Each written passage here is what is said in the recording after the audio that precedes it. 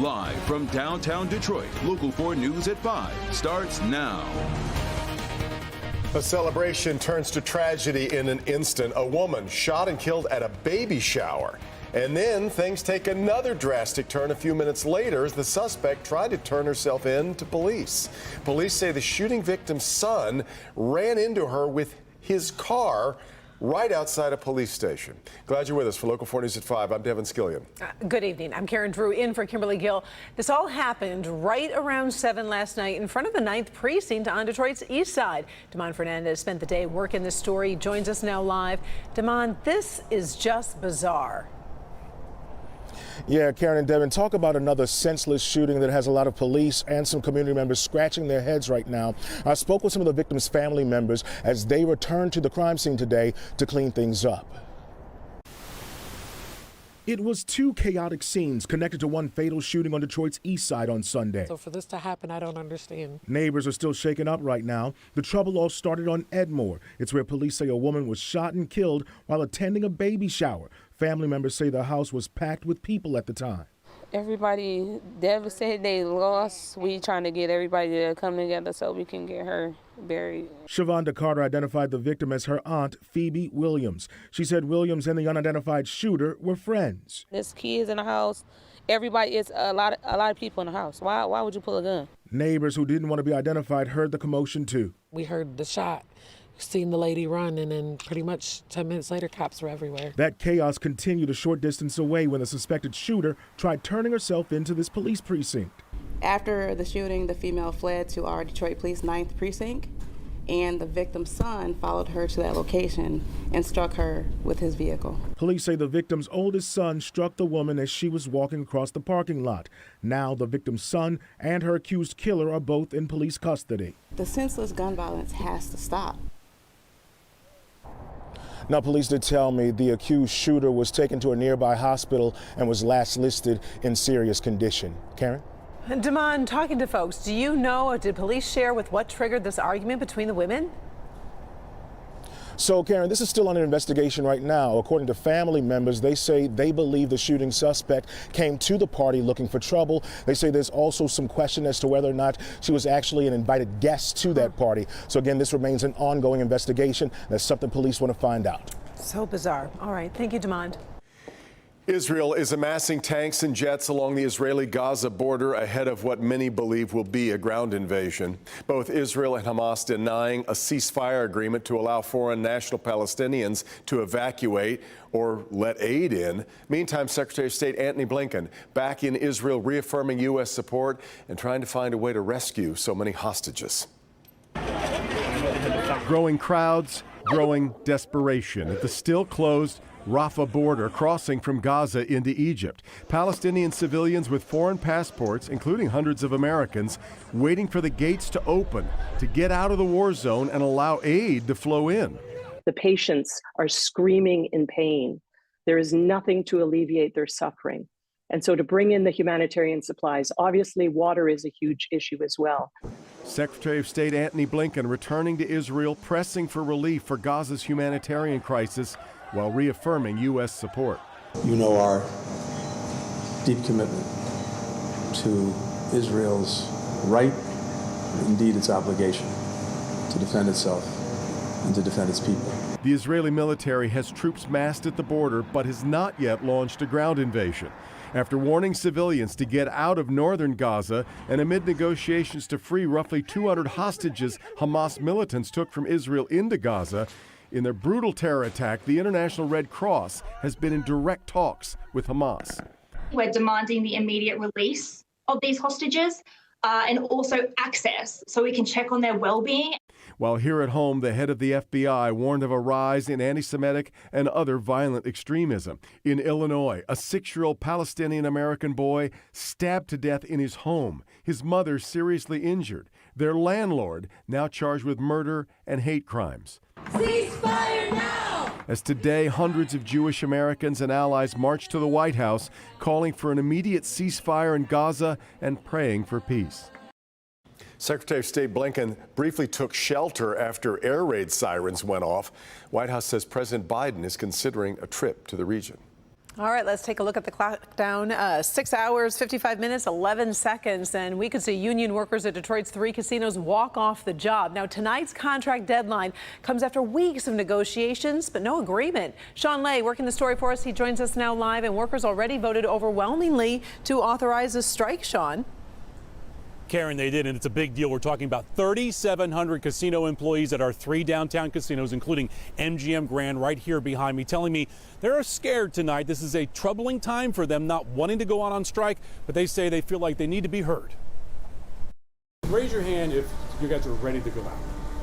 We're ready. So you're ready? We're ready. These are some of the most veteran employees of Motor City Casino, ready to strike the big 3. Detroit's 3 casinos, Motor City, MGM, Hollywood Casino at Greektown. Terry Sykes has worked as a dealer at Motor City for 24 years. This is the first time she and her other co-workers have gotten so close to walking out. A few of my members, they call me, and they ask me, Terry, I'm scared. Well, I say, we all scared too. This is our first time striking. However, if we don't do something, we still going to get nothing. Casino members are members of the Detroit Casino Council, which includes 5 unions like the UAW and the Teamsters. Employees say there are fewer employees and they're working longer hours. They're seeking an increase in pay, but say with an increase in pay would come with an increase in the cost of benefits. Alicia Weaver also has 24 years on the job at Motor City. She says it's like a family, but Weaver says it all comes down to this. Respect. Tell me about that. I think every employee should be able to come to work and have dignity and respect and not be mistreated or feel like they're in a bully environment. We really don't want people on the street, but if we have to, we just have to. To get the company to listen to us. Get the company to listen to us. We checked with the 3 parent companies of all the casinos, asking them if they had anything to say about the deadline coming up. Haven't heard back. But Karen, we also understand that late today, progress is now being made in these talks, and the deadline has now been moved up 12 hours to noon tomorrow. Karen? All right, so walk us through what happens if they do strike, Sean. 24-hour-a-day business, right? Casinos. So the employees I spoke with believe replacement workers would be brought in. How many would cross the picket lines is unknown, and how many could keep the casinos going 24 hours, it's unknown as well. So we'll have to wait and see. All right, the countdown clock is ticking. All right, thank you, Sean. We turn to the weather now. We've seen a bit of rain moving through on and off today on Exact Track 4D radar. Now take a live look from our Skycam over downtown Detroit. You can see Comerica Park and Ford Field in the distance, and a lot of clouds there too. Yeah. It's kind of one of those dreary October days. Kind of fitting for a Monday. Exactly right. Rainy days and Mondays, right? Let's get over to Kim Adams to look at the first forecast. Hopefully not going to stay like this all week, Kim.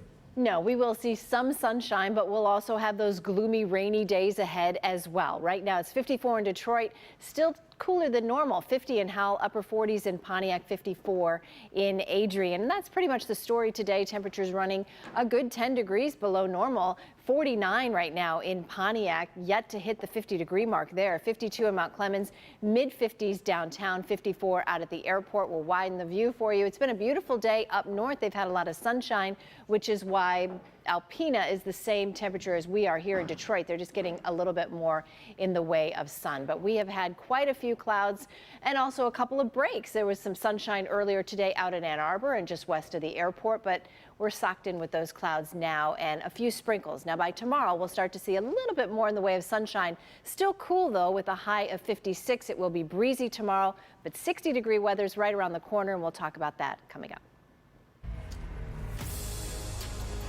They are the games you have to win if you want to make it to the playoffs, and the Lions did it in convincing fashion. Now the team is looking ahead to a big matchup against Baltimore. Bernie's here with us now. To say that the Lions are an early Super Bowl contender, I can barely formulate these words in my mouth, and yet these words were uttered last night on Football Night in America. Well, if you watched that game yesterday, they controlled it pretty much. Did you ever feel that Lions were in trouble in that game? Not really. But so what we are seeing in this team, for the first time in many people's memories, is a football team that has football players and football coaches, and that wasn't always the case here. Lions are now 5-1. They're a legitimate playoff team. Dan Campbell said a short time ago that in that fourth quarter yesterday, nobody lost faith. Be just aggressive enough to try to keep that lead where it is as much as you can. So there again, it's a credit to the coaches, the players, but they believe. They believe in what we're doing, and they execute the plan. And when we got a game in our hands right now, we're going to close it out. All right, that's Dan Campbell. Now, the latest on running back David Montgomery's ribs, they are not broken. There is a cartilage issue, according to Campbell, and he will be out for a while. Also, Lions play the Ravens in Baltimore Sunday. Win that, you're 6-1. The Raiders here on Monday night. You could be 7-1 by Halloween. 7-1 by Halloween. Those are the words I'm like, what are you talking about? Stunner. Yeah. Let's just take a moment, though, to tell you it's really good to have you back with us. Well, it was been a difficult 12 days.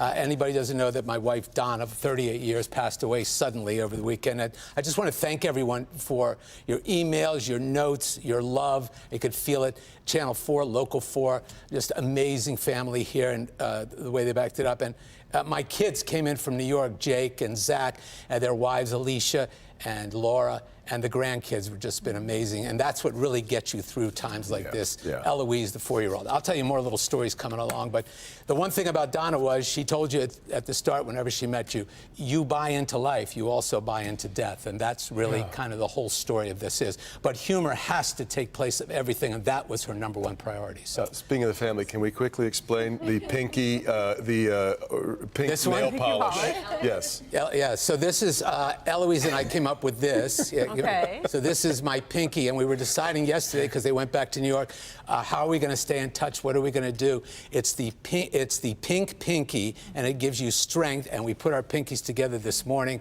and cried out the door. But this is it. It's going to be here for a while until I learn how to manicure a better one in place. It's so great. It really is. So good to have you back. Yeah, Thanks. We really do. Thanks we love you, Bernie. Thanks to everybody. You know it. We'll take a quick break. We'll be back with more in just a minute.